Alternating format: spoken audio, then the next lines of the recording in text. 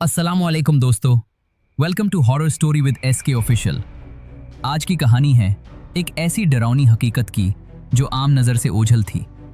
पाकिस्तान में कुछ नौकरियां ऐसी हैं जिनकी तनख्वाह कम मगर कीमत बहुत ज़्यादा होती है।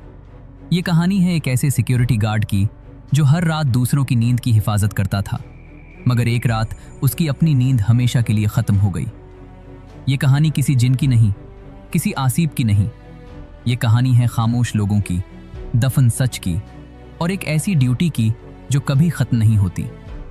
अगर आप समझते हैं कि अंधेरा सिर्फ रोशनी की कमी का नाम है तो ये कहानी, तो चलें चलते हैं कहानी की तरफ, आपको गलत साबित कर देगी। असलम एक आम सा पाकिस्तानी आदमी था, ना कोई फिल्मी हीरो, ना कोई बहादुर अफसानों किरदार, बस एक बाप, एक शौहर और एक सिक्योरिटी गार्ड।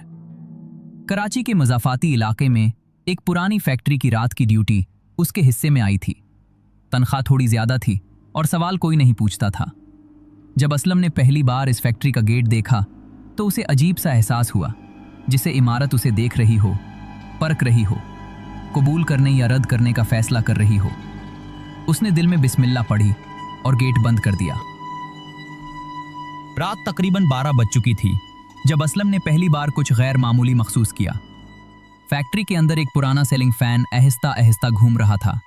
हालांकि बिजली बंद थी, हवा नहीं चल रही थी, मगर फैन हिल रहा था।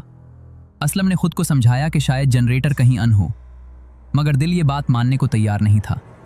यह पहला लम्हा था जब असलम को एहसास हुआ कि यह ड्यूटी आम नहीं है।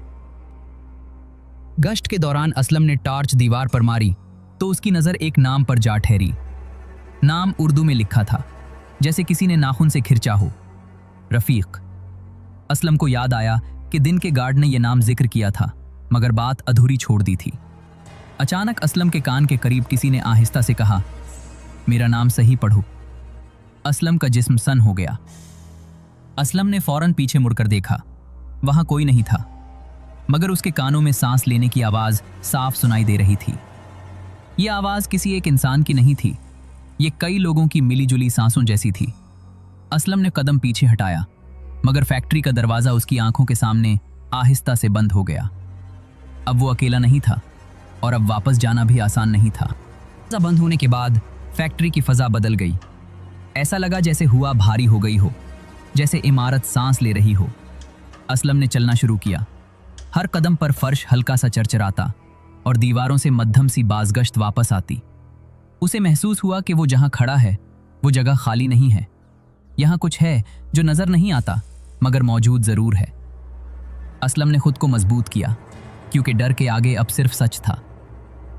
असलम ने कलाई पर बंधी पुरानी घड़ी की तरफ देखा। सुइयां रुक चुकी थीं, वक्त जैसे यहीं थम गया हो। इसी लम्हे दीवार पर लगी एक और घड़ी खुद ब खुद चलने लगी, हालांकि उसमें कब की बैटरी खत्म हो चुकी थी। टक टक टक। हर आवाज़ असलम के सीने पर हथौड़े की तरह लग रही थी। ये वक्त नहीं था जो चल रहा था, ये यादें थीं जो जाग रही थीं। असलम ने टॉर्च आगे की। रोशनी में एक चेहरा उभरा। वो चेहरा जला हुआ नहीं था, मगर अधूरा था, जैसे किसी ने जिंदगी दरमियान में रोक दी हो। आंखें खाली थीं, मगर उस खालीपन में एक गहरी शिकायत थी। वो होंठ हिले, मगर आवाज़ देर से आई। हमने दरवाज़ा खोला था, उन्होंने बंद किया था। असलम के घुटने कांपने लगे। असलम की नज़र एक पुरानी मीज़ पर पड़ी। उस पर एक रजिस्टर रखा था, जिस पर गिर्द की मोटी तह जमी थी।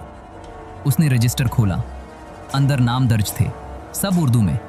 हर नाम के सामने एक ही तारीख लिखी थी और सबसे आखिर में एक जुमला लिखा था, ऊपर से हुक्म आया है। असलम को समझ आ गई कि यह हादसा नहीं था, यह मंसूबा था। अचानक असलम ने एक आवाज़ सुनी जो उसे जानी पहचानी लगी। यह आवाज़ दिन के गार्ड की थी। मैंने मना किया था ना? असलम ने मुड़कर देखा। वो गार्ड सामने खड़ा था, मगर उसके पांव ज़मीन को छू नहीं रहे थे। उसके चेहरे पर पछतावा था और आंखों में वही खौफ जो अब असलम के दिल में था। दिन के गार्ड ने आहिस्ता से कहा, मैंने दरवाजे बंद होते देखे थे, मगर बोल नहीं सका। जो बोलता है वो भी अंदर बंद हो जाता है। असलम की आंखों के सामने सब साफ हो गया। ये फैक्ट्री सिर्फ मजदूरों की कब्र नहीं थी, ये खामोश लोगों का अंजाम थी। और अब ये खामोशी असलम को कबूल नहीं करने वाली थी। जैसे ही असलम ने दिन के गार्ड की बात सुनी, फ़ज़ा में अचानक एक बुलंद चीख गूंजी। ये चीखें न सिर्फ कानों में गूंजी बल्कि दिल में भी घुस गईं। घर की तरह सन्नाटे में घिरी फैक्ट्री अब धुआं भर गया। धुएं की बू ने सांस रोक दी। हर चीज धुंधली हो गई और वो भारी हवा जैसे बारिश से पहले का तूफान। असलम को लगा कि वो दोबारा उस माजी में फंस रहा है जहां वक्त रुका हुआ था और मौत ने हुक्मरानी कर रखी थी। असलम ने हाथ बढ़ाया और बंद लोहे के दरवाजे को छुआ। धाती सर्दी उसके हथौड़े की तरह महसूस हुई। दरवाजा उसकी ताकत के सामने न झुका बल्कि जैसे अंदर से किसी ने जोर से उसे रोक रखा हो। असलम की आंखों के सामने वो मजदूर, वो चीखें, वो मायूसी की दास्तान वापस आ गई। ये दरवाजा सन्नाटा नहीं, हिकमत जुल्मत का मुहाफिज था। असलम ने अपनी टॉर्च को एक कोने की दीवार पर टकराया। वहां एक और नाम खूनी सुर्ख रंग में लिखा था, आसिफ।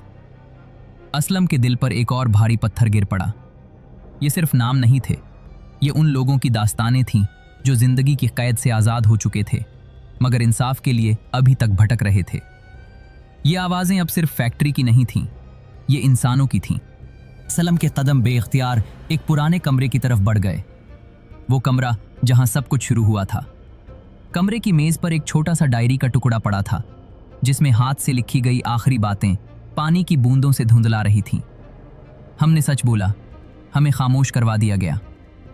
असलम ने अपनी आंखों से आंसू रोक लिए क्योंकि अब वो न सिर्फ गवाह था बल्कि एक जिम्मेदार था।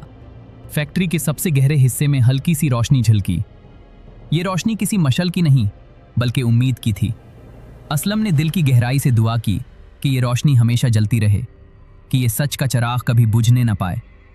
फिर उसने वो रोशनी महसूस की जो किसी भी अंधेरे को ख़त्म कर सकती है अगर इंसान के दिल में हो तो। असलम ने फैसला किया, वो कभी भी इस जुल्म को भुलाएगा नहीं। ये राज, ये दास्तान दुनिया के सामने लाएगा।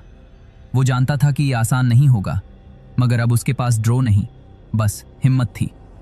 असलम ने हाथ सीने पे रखा और दिल से कहा, ये सच दफन नहीं होगा। पर वापस आते हुए असलम ने दीवार पर एक जुमला पढ़ा, जो देख ले वही गवाह होता है। ये अल्फाज उसके दिल को छू गए। वो जान गया था कि उसकी जिंदगी अब पहले जैसी नहीं रहेगी। ये जुमला उसकी नई जिंदगी की पहचान बन गया। जब असलम ने गेट बंद किया तो पीछे मुड़कर देखा। एक धुंधला सा साया खामोशी से उसकी तरफ हाथ हिला रहा था। असलम ने मुस्कुराकर सर हिलाया और कहा, अब मैं तुम्हारी कहानी सुनाऊंगा।